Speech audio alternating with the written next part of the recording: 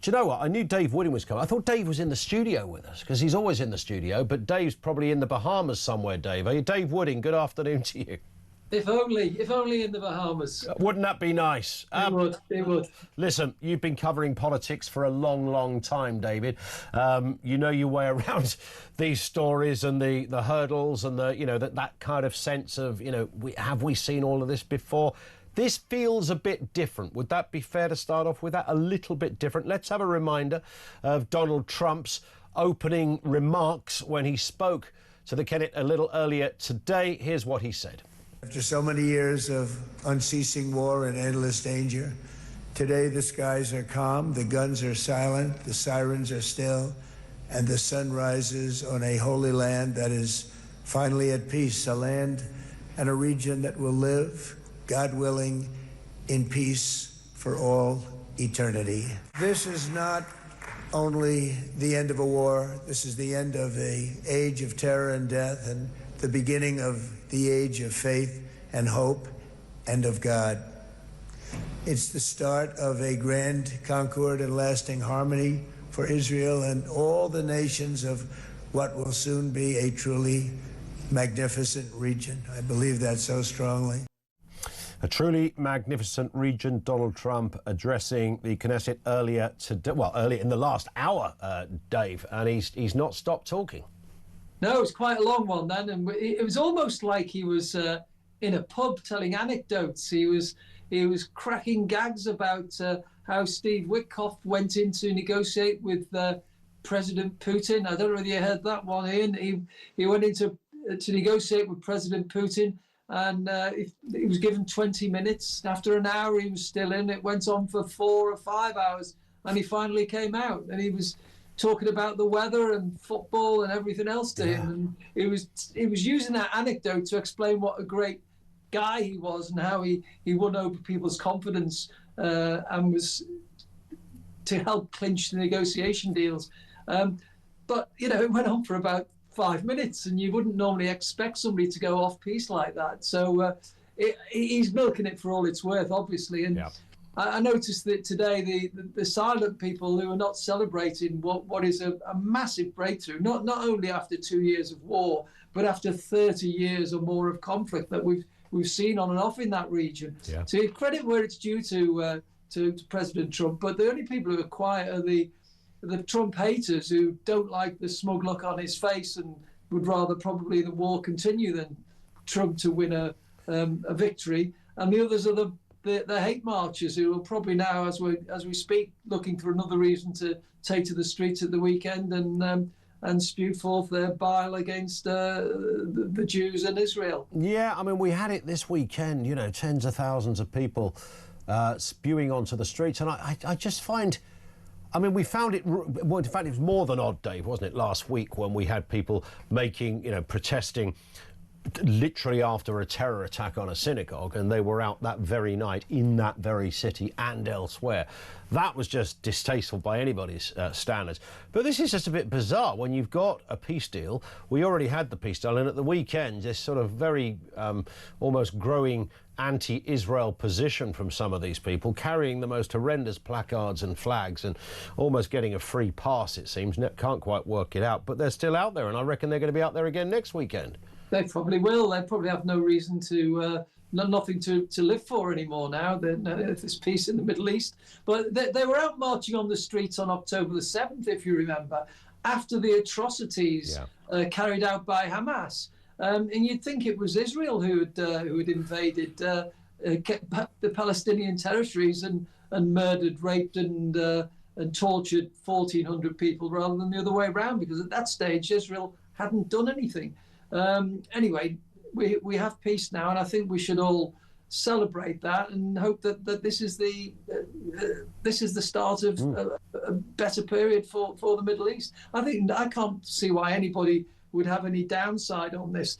The bombardment of Gaza, which the marchers say they were marching for, has now stopped. Yeah. The hostages have been freed. Aid is now pouring in by the lorry load. And we're on the brink of seeing better times for the whole region. We certainly hope so. And let's just remind ourselves, by the way, we mentioned those protests, 500,000 pro-Palestinian protests marching. They did clash with some counter-protesters who were holding signs saying things like, "We stand with Britain's Jews." But let's have a listen and a reminder of some of the chants that were going on. This was all pretty distasteful stuff, but this took place over the weekend. Here it is.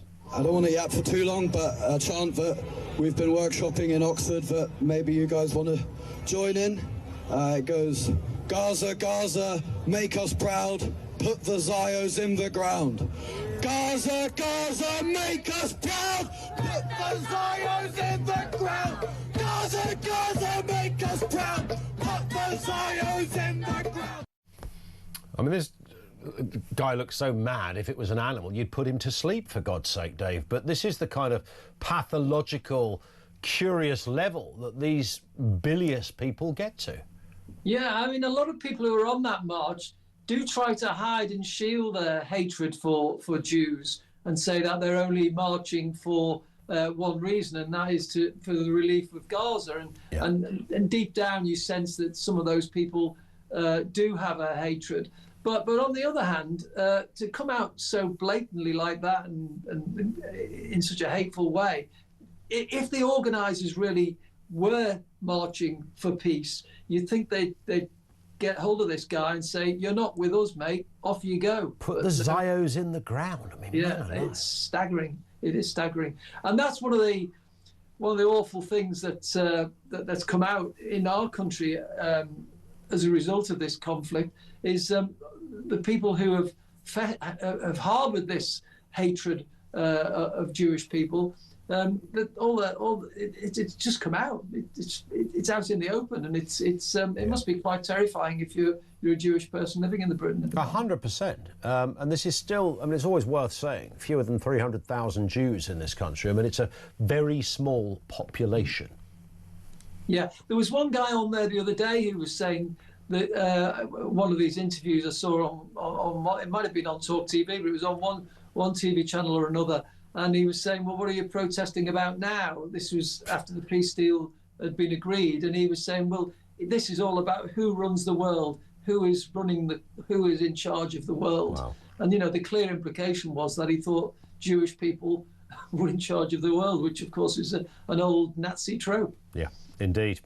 We are going to talk more throughout the course of the show on this. We're asking the question, will Donald Trump's peace deal last? We want people's responses as well. Your response to those, what they call laughably pro-Palestinian marches. They're really anti-Jew, anti-Israel. Your response on that. 0344 499 1000. Dave Wooding is with us, Sun columnist, political journalist of many, many years. Let's move to this curious story of China, Dave. Bridget Phillipson sparking a bit of a backlash after appearing to blame the Crown Prosecution Service for the China spy scandal collapse. The Education Secretary defended Keir Starmer's advisor Jonathan Powell, denying he played a role in the dropped prosecution, insisting he retains Keir Starmer's full confidence. Here she is. What I can say today, to be absolutely clear, is that he was not involved in the substance of the case and discussions around that, or the evidence connected to the case. I can give you that reassurance. He did not have those conversations around the substance or the evidence of the case. These are matters for the relevant authorities, the Crown Prosecution Service, and they date back to 2023. Well, I mean, it's a foggy one, this, Dave, isn't it? Because I sense, it's only going to be in about 20 years' time when we get those papers that are released. And we look with interest and go, "Oh, yeah, I remember that." And this might be one of those moments when we do find out how this trial collapsed. Well, we've had about 4 different answers from the Prime Minister on what actually happened here. Yeah. But the stench of corruption is there for all to see and all to smell. It's clear that the government clearly didn't want this trial to go ahead because it would hamper our economic relations with China. I mean, he's given about 4 or 5 different answers to the questions about what happened here. And now Parliament is back. The MPs are all queuing up. I hear Dan Jarvis, the former security minister, is going to make a statement in the Commons this afternoon about 3 o'clock. And there'll be urgent questions being raised by the leader of the opposition, Kemi Badenoch. And so there are a lot of questions to answer here, because if Jonathan Powell, the special envoy, didn't block this trial, then who did? Yeah. And if he did do it, did he tell the Prime Minister? And if he didn't, why didn't he? And if somebody must have made this decision, or made this, put this forward to the Crown Prosecution Service to that they would not give evidence saying that China was a potential enemy.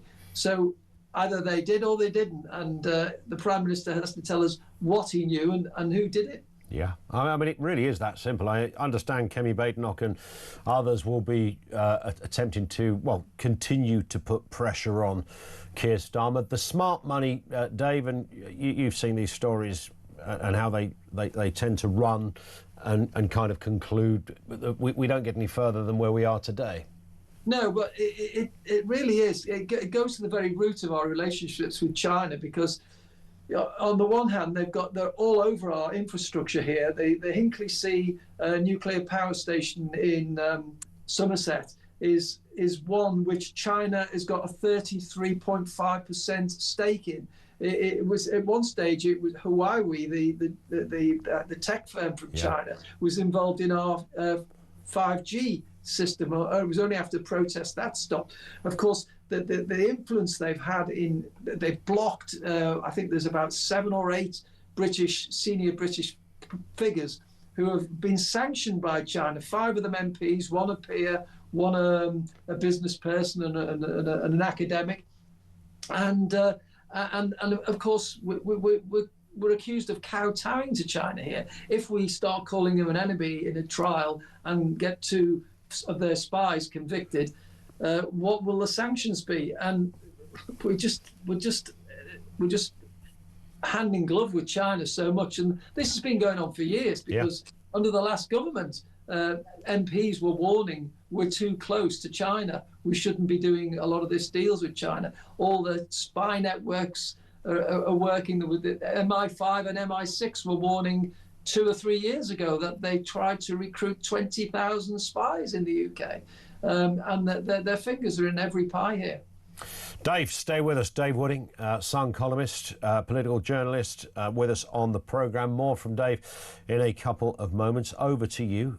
There's a couple of questions, and like all of these subjects, it's such a big subject, there are, and so many kind of tentacles to this one. Will Donald Trump's peace deal last? I mean, explain from your perspective why you sense that this is different to anything we've seen before. I mean, it certainly looks and sounds very different. The significance is vast. The coalition, if you like, of Arab countries that are standing with this one is a game changer. But of course, Hamas are a terrorist organisation, will continue to be a terrorist organisation. They're not just going to roll over, no matter who is signing the declaration or the deal, etc.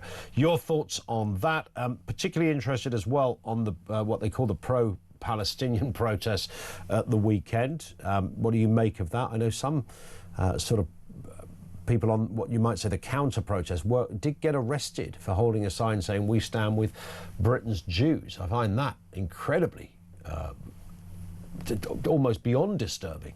0344 499 1000. This is Talk.